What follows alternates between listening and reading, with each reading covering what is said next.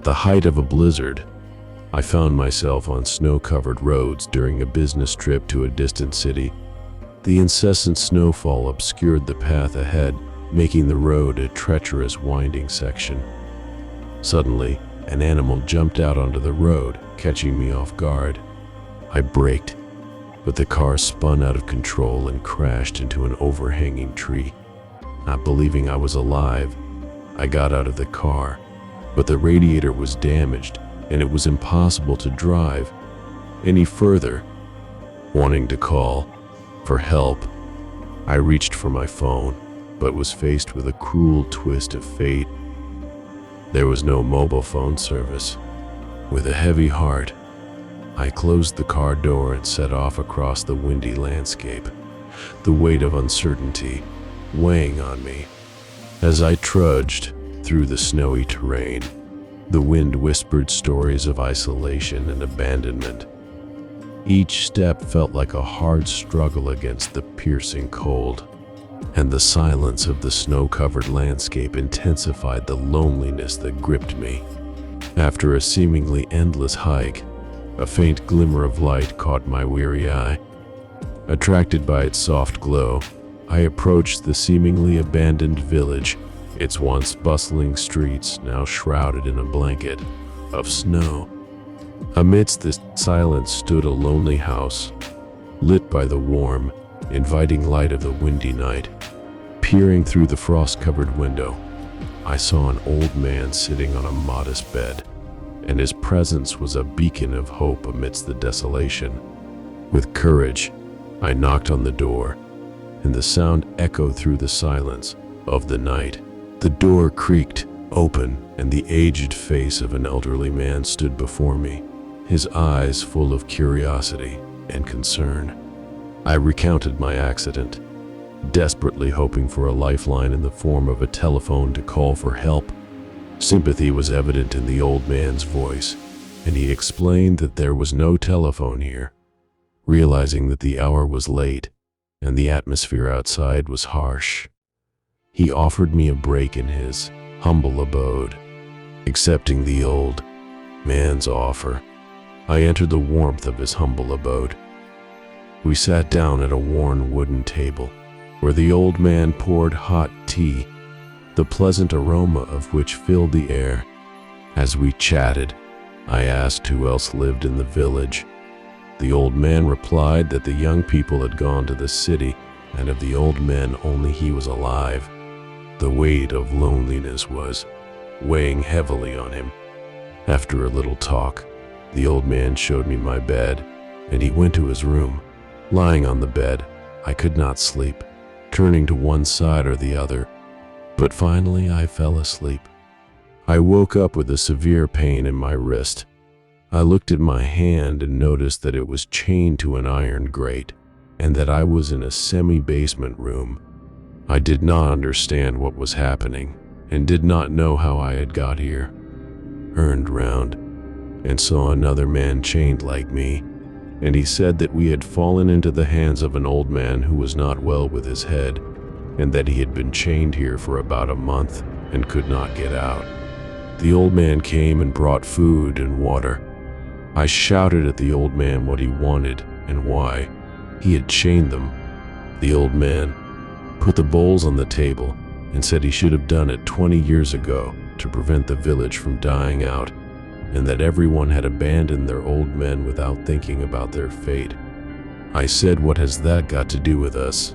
We didn't abandon them." The old man asked where your parents were, and I said that they lived separately in another town. "You see," said the old man, "you don't care about your elders. They raised you, educated you, made you a man, and you abandoned them when they needed your help." "I didn't abandon them," I shouted. "No, you abandoned them," said the old man. "You will be punished for it." I sat on the floor, not knowing what to do next, and then my cellmate told me not to panic, that sooner or later we would get out. I asked what his name was. He said, "Denise." "How would we get out?" I asked. "I don't know yet. I need to think," he said. We sat in silence, and I kept wondering what we should do. I examined the chain it was attached to the grate. The chain and the grate were strong. I tried to loosen the grate it was attached. With bolts, I tried to unscrew the bolt, but it sat firmly. The walls were made of bricks. The window was high. I realized that there was no way out, and to get out of here you need a miracle. Days passed, and we were still chained up. The old man brought us some meager food and left without saying anything. One morning, the old man dragged another cellmate who was unconscious to us, put a chain on him, and left. A few hours later, our new friend came to his senses, not understanding what was happening. He looked at the chain. We explained everything to him, but he did not want to believe. Evening came.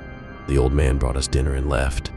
And then Jimmy, that was the name of our new friend, was a builder by profession, and he said that the grate was attached to the brick wall with anchor bolts, and if we all together pressed on the grate, it might give in, because the walls were old and would not withstand the heavy load. We started shaking the grate as hard as we could, and at first it wouldn't move. But Jimmy encouraged us, and we kept shaking it, and suddenly one of the bolts snapped, and that gave us strength. We started shaking it as hard as we could, and it gave way, and we pulled the grate out. Now we had one more problem to solve: to go further, together with the grating, or to take the key from the old man and remove the chains. So we decided to wait a bit, and when the old man came to take the key from him, it was nearing morning, and the old man was still gone. So I couldn't stand it and said, "Let's go to his house and take the key from him." We all agreed, lifted the grate, and it weighed about 160 pounds. When we got to the old man's house, we had a hard time dragging it into the room where the old man was lying on the bed. We were surprised that the noise didn't get him out of bed. We got closer. I touched him. He was cold. I said he was dead. Jimmy took the keys out of the old man's pocket and unbuckled the chains. The old man, who had held us captive, lay peacefully on his bed, his troubled mind now at rest. We knew we must bury him, not only out of respect for the dead, but also to free ourselves from the burden of his grim legacy. Together we dug a grave in the frozen ground, and the icy soil reluctantly yielded to our efforts. When we buried the old man, it was as if the weight of the last few days had been lifted from our shoulders. Jimmy, Denise, and I stood in silence, recognizing the strange bond that had formed between us during our captivity. Leaving the old man's house behind us, we walked through the snow, our hearts heavy with the experience. But when we reached the outskirts of the village, a glimmer of hope flickered in us.